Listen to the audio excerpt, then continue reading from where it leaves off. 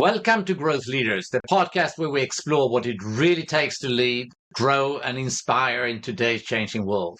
Short Go by Short Learning Solution is our AI-powered platform and ready-to-launch training library to help teams grow faster, perform better, and stay future-ready. Our mission is to make world-class learning accessible and affordable for every small and mid-sized company. My guest today, Ricky Navarro, is the president of Peak Performance Partners, a firm helping businesses and leaders reach their full potential. His journey is remarkable, from running small businesses with his brothers in El Paso, including top paintball fields, to leading multi-million-dollar sales team, earning 5 consecutive Presenter of the Year awards and shaping leadership cultures across industries. He's a builder of people, a believer in growth, and a leader who's lived every phase of success firsthand. Ricky, most welcome to Growth Leaders. Excited to dive in your journey today. Good morning. Good morning. Hello, everybody. And thank you so much for having me. I'm already excited. Yeah, so am I. So I'm going to start off, a little bit from the beginning, because you were actually quite young, I understand, when you pulled off or went into entrepreneurship. So what triggered you there? And what did you do? I'll tell you a story that most people don't know. So I'm a very young entrepreneur. My first business was when I was 15, was my first official business, and that was the paintball field that you mentioned. I grew up around entrepreneurs. My grandfather owned his own business. My father owned his own business. My aunts and uncles owned their own businesses. So the conversation and topics at the dinner table were not the standard, hey, how was school? We were talking about business and dreaming and inspiring and the good and the bad, the challenges, how we're going to make payroll this week, in addition to, now we're selling it. What are we going to do with the next, what's the next company? And it started for me when I was 6 years old, Peter. I don't know if you ever have to go do the fundraising when you're in an elementary school or the young schooling systems, but they say, hey, go sell wrapping paper for Christmas or popcorn or go pick whatever. And I went door to door and I loved serving people and saying, hey, and even though I was so cute, I was like, would you buy some wrapping paper?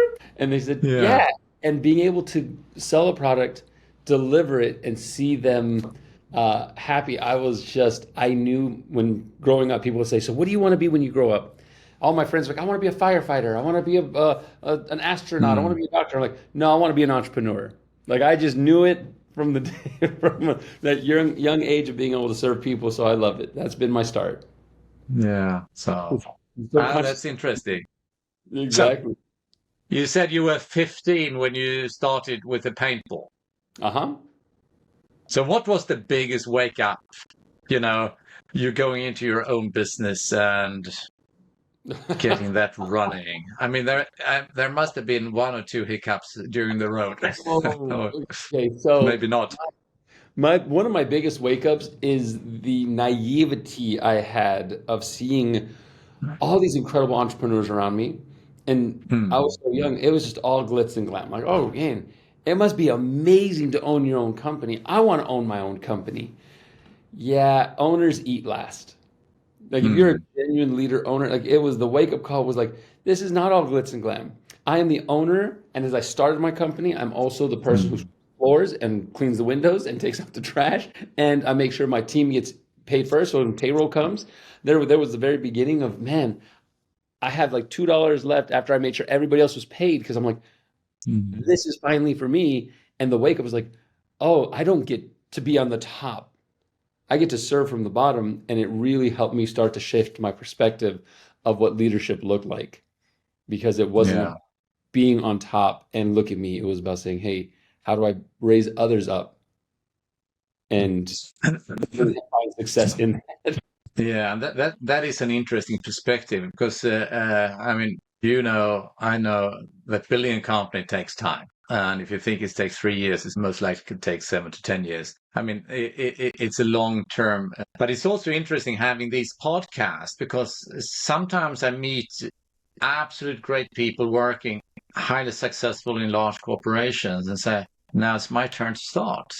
And it's also good to share this because it's not that easy. It takes really a lot of work to go from the outside in again when you're in the form. Yeah. Having said that, when you know, it's very pleasing doing it, but it's hard work.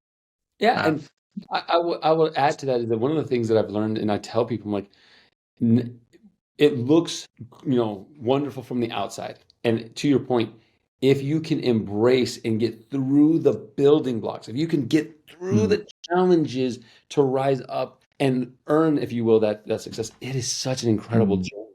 And it's so fun. But it's being an entrepreneur, you're cut from a different cloth because mm, when things get tough, if you need security and peace of mind and that constant revenue coming in, don't be an entrepreneur. Just don't. mm, Risk, you have to eat risk for breakfast and you have to absolutely count on yourself. Like you have to know in your bones, I'm going to bet on me. Like no matter what yeah. happens, I'm going to wake up tomorrow and I'm still going to keep going. Because if you don't have that, then it gets tough. But to your point, you get through Mm, that, it's incredibly rewarding and so fulfilling, mm, even on tough days. yeah.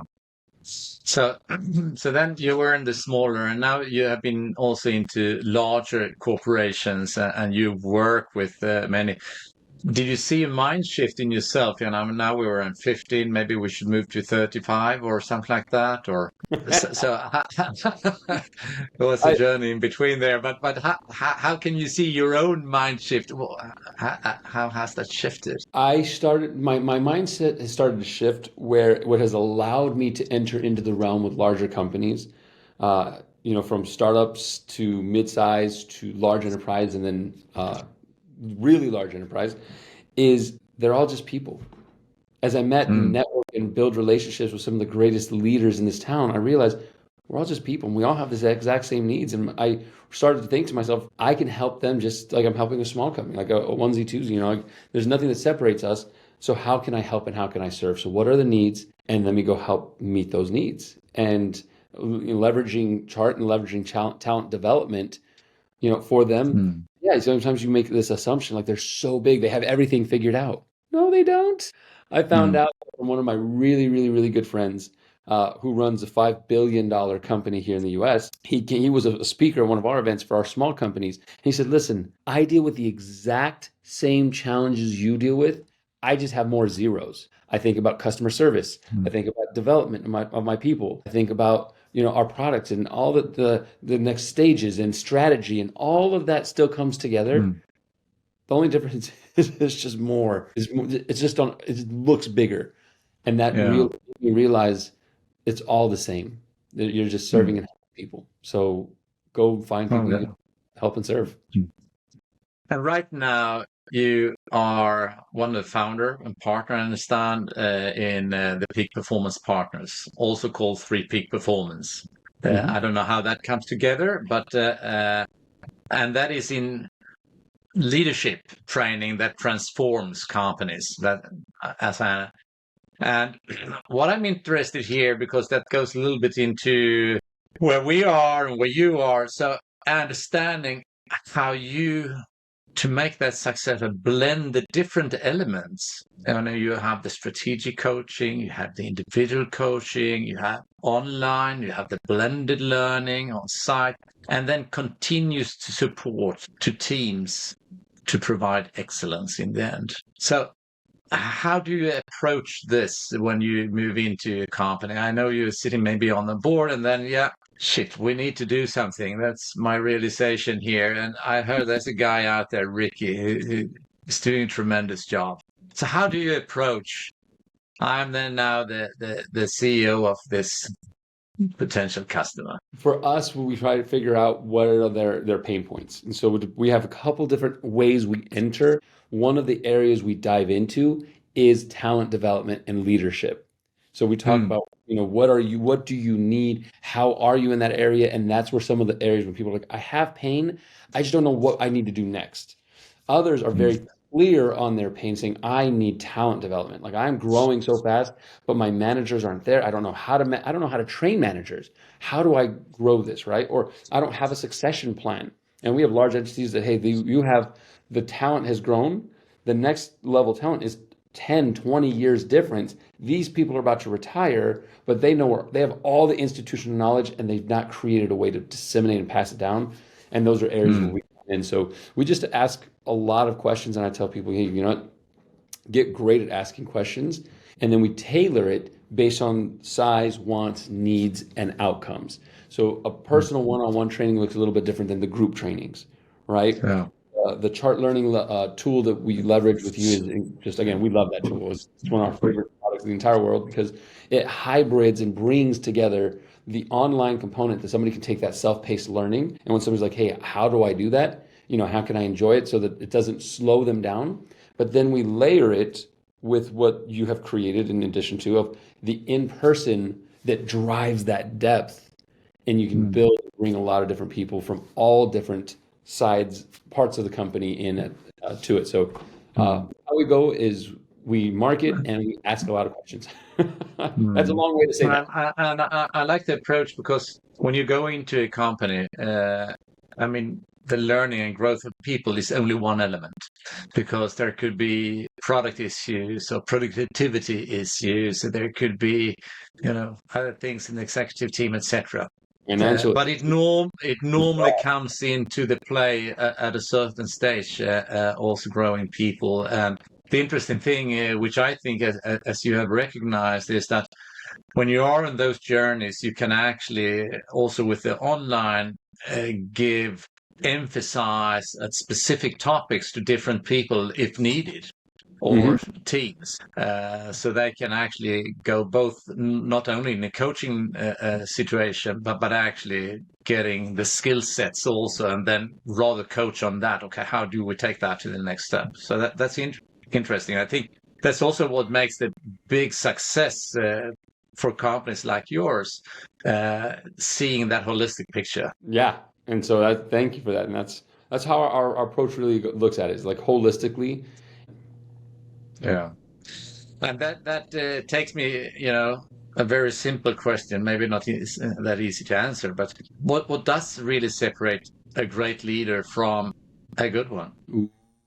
I would say between a great leader and a good one is attitude, right? And I want to kind of Yeah. add to that. What I mean by that is I'm kind of trying to say it right, but ultimately I want to say ego is probably the better way to say it. There's Okay. some people who have the perspective of, hey, I'm a leader because of my title. And because I'm in this position, you have to respect me. And don't not to get wrong, like there's still respect for the position and you can be a good leader. But if you have too much ego and arrogance about you versus someone who's like, look, I'm just like you. Do I have all the answers? No. Some leaders, we don't have all the answers. We just try the best we can. But if I can be in a position to serve you and keep myself humble, that makes a great leader. And my reflection on that topic is, I mean, those guys and girls up on the higher levels in larger corporations are most of the time highly humble people, full of respect, very much integrity also, but so much respect for the people around, you know, listening. So, Yeah, I've not known one incredible leader that looks and says, "Look what I did." Like, look at how yeah. awesome I am. Almost every single one of the greatest leaders, they say, "I have an amazing team around me. I'm so blessed to have an incredible team around me." And you ask the team, so they're an incredible leader. Like, I'll follow that person anywhere, and it's because that person doesn't take it on. Like, look at me, look at me, look at me, look what I did. It was just like, look what they did. Like, I get out of their way. I'm just lucky enough to be in this seat. And that humbleness breeds trust, and trust breeds loyalty. And that is where you see some incredible organizations development. Not to say they don't have problems. We're all going to have challenges. But you have a team that will work together through them because of great leadership and people who are saying, hey, it's not about me, look at them. So what is your ambition with peak performance? Not talking confidentially, but in a broader perspective. Because now you are focused on geography a fair amount, I understand. Yes. And it requires skilled people. So how do you reason around that for growth? So for us, we wanted, again, it's just us two talking, right? It's only us talking here, and we have the cutting team ready to go.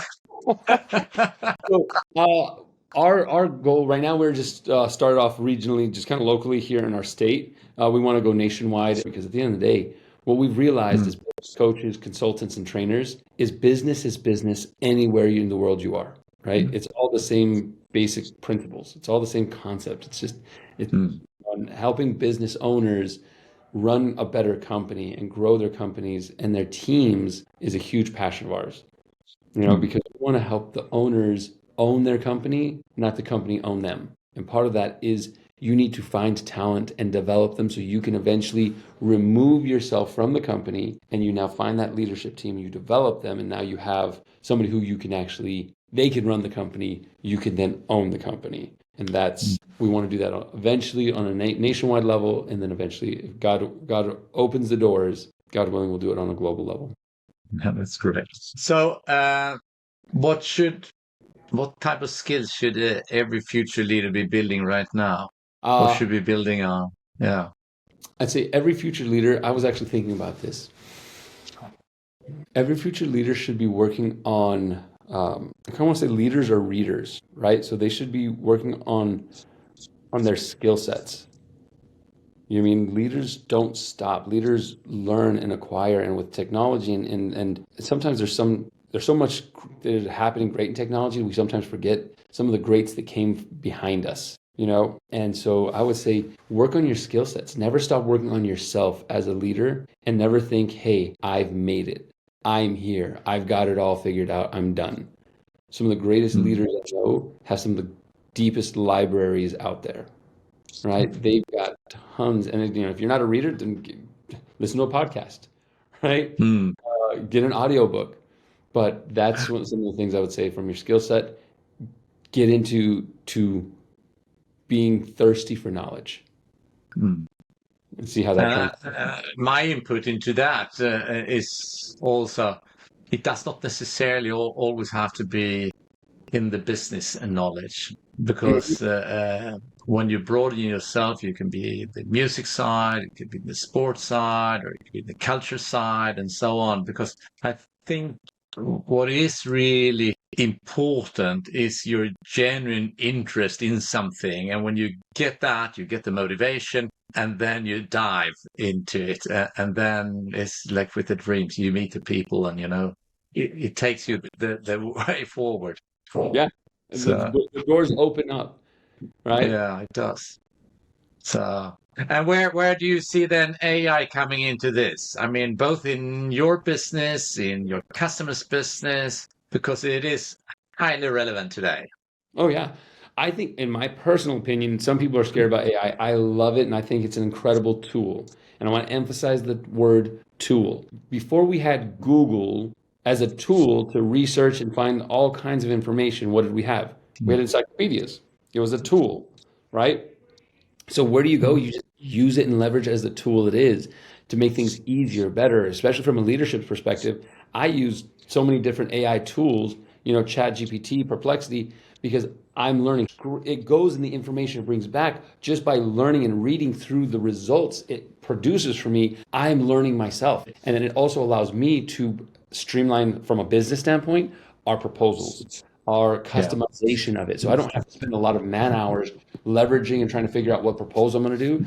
Hey, based on this, their wants, their needs, their desires, their behavioral styles, their personality, their goals and outcomes, and then I input all the different technologies based on the chart learning tools, based on our other tools and everything we have. What's the best proposal, right? Puts it out. I'm like, I got to analyze it, and I don't have to sit here racking my brain based on the fact Mm.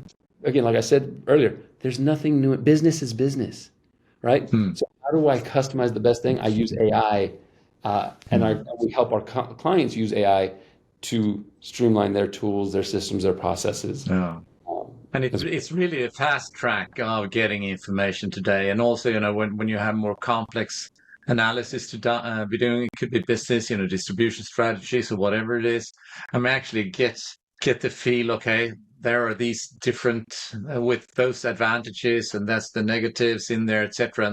And okay, and then you go put more questions into it, and then yeah, we're starting to nail it. Yeah, And you get, and you can do that in an hour or two, whatever, which would have taken 2, 3, 4 weeks or yeah, more. exactly. What I love about it is that sometimes people are like, yeah, but AI, it's doing it for you, or it's cheat. I don't know what people say, but in my opinion, I love what you said. If you really think about it, you're still the stakeholder, Hmm. right? You're the one who's still responsible for the final product. You're the one who has to finalize. And so as you go in and you revise the questions, you're actually doing the work. It's not doing the work for you.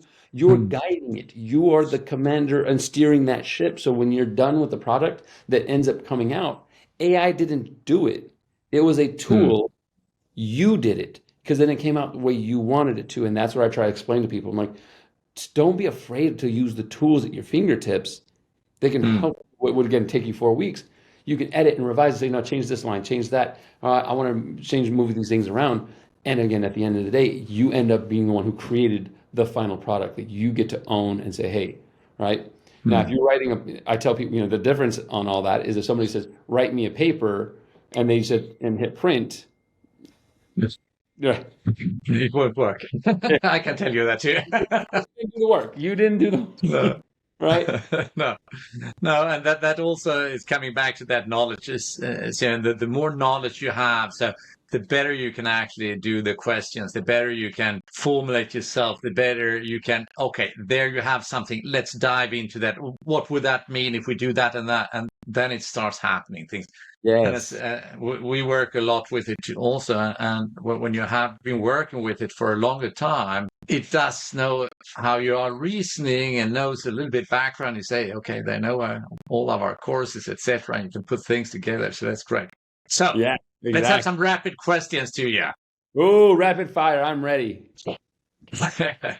If you would give your 25 years old a piece of advice, what would that be? It would If that's yesterday. yesterday. Yeah. If Yes. I myself, I'd say focus. I tell my younger self to focus because I have so many dreams that Mhm. I sometimes can get very scattered and can be like, "Oh, this is a great idea, and this is a great idea, this is a great idea." They're all great ideas, but focus would Yeah. help me, and that's what as I've seen my whole life has changed by focusing and saying, "Hey, this is really what God has called me to." Training, developing, and helping business owners, and that focus has gone from all the different things I can do to what I'm really called to do. Mm. Oh, that's great. And in one line, since that comes through quite a lot when I look into what you do, what does growth mean to you? Growth, and I guess, can you just in general in You can companies? take the interpretation. I understand that could be in many perspectives, or you can take it a personal perspective. So personally, I think growth is just saying, hey, how do I get 1 degree better every day? And for me, that's, where the chapter of my life that I'm at is physically, mentally, spiritually. I try to read my Bible every day, stay connected to the Lord first and foremost. And that growth leads to maturity. And a lot of the growth for me means discipline and am I maturing as a person, right? What am I choosing to eat, for my health? Am I just, eating like I'm in my 20s and drinking like I'm in my 20s and just enjoying life? Or say, no, like, I'm going to the gym. I want to stay healthy. I want to get fit. I just want to mentally, in addition to, my reading, what am I consuming? Are the things of value? Are they bringing that positivity to me? It's not always just about leadership books and business books, but to your point, what are the things I'm just consuming? So I try to be a reader. I have my own personal enjoyment reading. I have things I love to learn from just in my skill and my craft type reading or knowledge, and podcasts that I consume. Uh, and then again, I try to hit the gym and eat better now. And then again, it goes back to ultimately all of this foundationally starts with I wake up in the morning and I thank God. I wake up and say, Lord, and stay connected to Christ and saying, realizing that everything I have is a gift. The air in my lungs and the light in my eyes is not, that's a gift every day that comes from Jesus Mm. Christ. So that's how I continue to grow. And that's what growth means to me. Yeah, oh, that's great. You know what, Ricky? It's such a pleasure talking to you. I could dive in so many more topics with you, and I love listening to your insights and knowledge. But here we're gonna thank you so much for being part of the Growth Leaders podcast show. Thank Thank you. you, Ricky. You guys are doing amazing work. Keep it all up, and thank you so much, Peter. Thanks.